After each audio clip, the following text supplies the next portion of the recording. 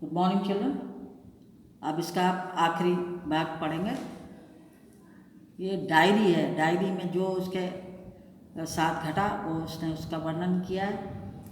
तो डायरी के पन्ने पाठ के अंतर्गत एन फ्रैंक ने समाज में स्त्रियों की दशा को बहुत दयनीय बताया। उस समय स्त्रियों की हालत बड़ी खराब थी, बहुत अत्याचार करते थे पुरुष स्त्रियों का। तो वो मानती है कि पुरुष प्रधान समाज स्त्रियों की शारीरिक अक्षमता का सहारा लेकर उन्हें अपने से नीचे रखता है।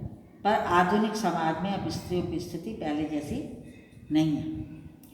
एन को ऐसा लगता है कि पुरुष स्त्रियों को घर तक ही सीमित रखना चाहते हैं, जिससे वे उन पर अपनी हुकूमत चला सकें। ठीक है। एन के विचारों के अनुरूप स्त्रियों को पूर्ण रूप से स्वतंत्रता मिलनी चाहिए।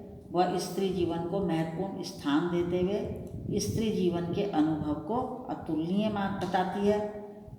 एन के उपरोक्त विचार वर्तमान जीवन मूल्यों के अनुसार अत्यधिक प्रासंगिक हैं। वर्तमान समय में स्त्रियों की स्थिति में बहुत परिवर्तन आ चुका है। अब तो काफ़ी बदलाव आ चुका है। उन्हें समाज में पुरुषों के समकक्ष मतलब समान माना जाने लगा है। पुरुषों के बराबर ही उन्हें अधिकार और सम्मान भी प्राप्त होने लगा है। वे पुरुषों के साथ प्रत्येक क्षेत्र में, हर फील्ड में कंधे से कंधा मिलाकर चलने लगी हैं। अब वे पुरुष की सहयोगिनी बन गई है। अब साथ साथ चलती हैं, पुरुष के साथ उनका साथ देते हुए।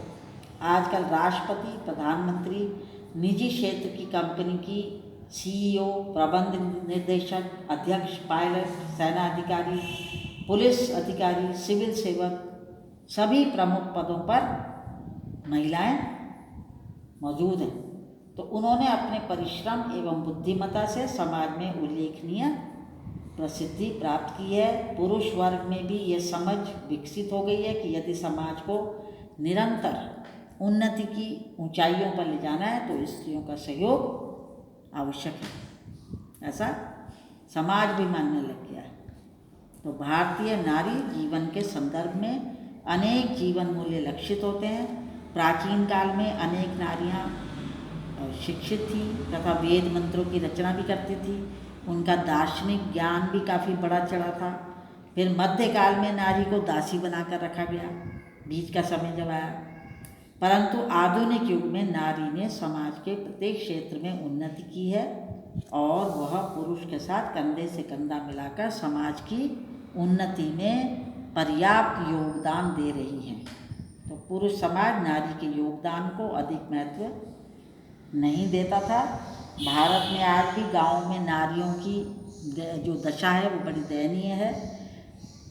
पुरुष समाज उसे अपने अधीन रखना चाहता है, अपने बस में रखना चाहता है, उसे स्वतंत्रता प्रदान नहीं करता है। पुरुष में अहंकार की भावना अधिक होती है। वो चाहता है कि नारी जो है उसकी इच्छा अनुसार व्यवहार करे। उसे लगता है कि सामाजिक उन्नति में नारी का योगदान बहुत कम है। ग्रामीण लोग नारी को घर तक ही सीमित रखना चाहते हैं। जो गांव के लोग होते हैं वह उनकी शक्ति को महत्व नहीं देते हैं। तो इसमें संदेह नहीं है कि एन की डायरी इतिहास के एक आतंकप्रद और दर्दनाक अध्याय के अनुभव को अभिव्यक्त करती है, बताती है। इस डायरी में के हिंदी अनुवाद में की भूमिका में कहा गया है कि इस डायरी में भय, आतंक, भूख, प्यास, मानवीय संवेदनाएं, प्रेम, घृणा, बढ़ती उम्र की जो तकलीफ़ें होती हैं, हवाई हमलों का डर, पकड़े जाने का लगातार डर, 13 साल की उम्र के सपने, कल्पनाएं, भारी दुनिया से अलग थलग हो जाने की पीड़ा, मानसिक और शारीरिक ज़रूरतें, हंसी मजाक, युद्ध की पीड़ा, अकेलापन, सब कुछ है। ये डायरी यहूदियों पर ढाए गए जुल्मों का एक जीता जागता उदाहरण है। एन अपनी डायरी में एक जगह लिखती हैं कि पिछले रविवार जब 350 ब्रिटिश वायुयानों ने 550 टन गोला बारूद बरसाया तो हमारे घर ऐसे कांप रहे थे जैसे हवा में घास की पत्तियाँ। तो उस समय के वातावरण का उल्लेख करते हुए एन एक जगह लिखती है कि उस समय लोगों को किसी भी प्रकार का आवश्यक सामान लेने के लिए लंबी लंबी पंक्तियों में खड़े रहना पड़ता था। डॉक्टर अपने रोगियों को नहीं देख पाते थे।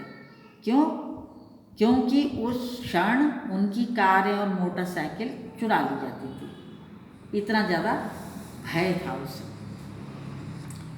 एन एक संवेदनशील और अंतर्मुखी लड़की थी। एक जगह वो लिखती है कि मैं सचमुच इतनी घमंडी नहीं हूँ जितना कि लोग मुझे समझते हैं। तो इसी प्रकार वो दूसरी जगह कहती है कि काश कोई होता जो मेरी भावनाओं को गंभीरता से समझ पाता, पर अफसोस कि मुझे अब तक कोई नहीं मिला, इसलिए तलाश जारी रहेगी। तो इन सब बातों से पता चलता है कि बहुत संवेदनशील लड़की थी। एन अपने परिवार के साथ हॉलैंड में रहती थी। वहाँ पर जर्मन शासक हिटलर का प्रभाव स्थापित होने के कारण यहूदी परिवारों को हिटलर का क्रूर शासन झेलना पड़ता था। हिटलर का नाम तो सुना होगा आपने। एन का परिवार भी यहूदी धर्म को मानता था। तो एक दिन एन के पापा को एएसएस से बुलाए जाने का नोटिस मिला। तो ये बुलावा एन और उसके परिवार के लिए दुखों का कारण था। विशेष रूप से ये बुलावा उसकी 16 वर्ष की जो बहन मार्गरेट थी उसके लिए ज़्यादा मुश्किल था।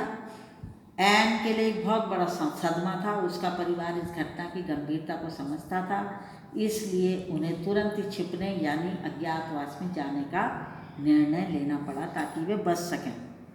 इस तरह उन्हें अज्ञातवास में जाना पड़ा। इसके अलावा उनके पास और कोई चारा नहीं था।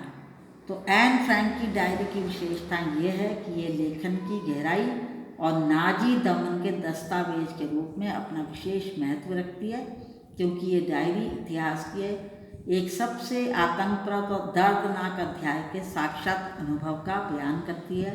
यहाँ उस भयावह दौर को किसी इतिहासकार की निगाह से नहीं बल्कि सीधे भोक्ता की निगाह से देखा जाता है। भोक्ता कौन है? Anne Frank. यह भोक्ता ऐसा है जिसकी समझ और संवेदना बहुत गहरी तो है ही, उम्र के साथ आने वाले जितने भी बुराइयां थी उनसे वो अछूती भी नहीं रही। तो इस डायरी में भय, आतंक, भूख, प्यास आदि जितनी भी ये मानसिक और शारीरिक ज़रूरतें, हंसी मजाक, युद्ध की पीड़ा, ये अकेलापन, सभी कुछ मौजूद है। तो ये डायरी यहूदियों पर ढाए गए जुल्मों का एक जीवंत दस्तावेज है, ये याद रखिए। यही कारण है कि यह पुस्तक पिछले 50 वर्षों में विश्व में सबसे अधिक पढ़ी गई और सारी पुस्तकों में से ये एक विशेष पुस्तक है जिसको सबने सराहा।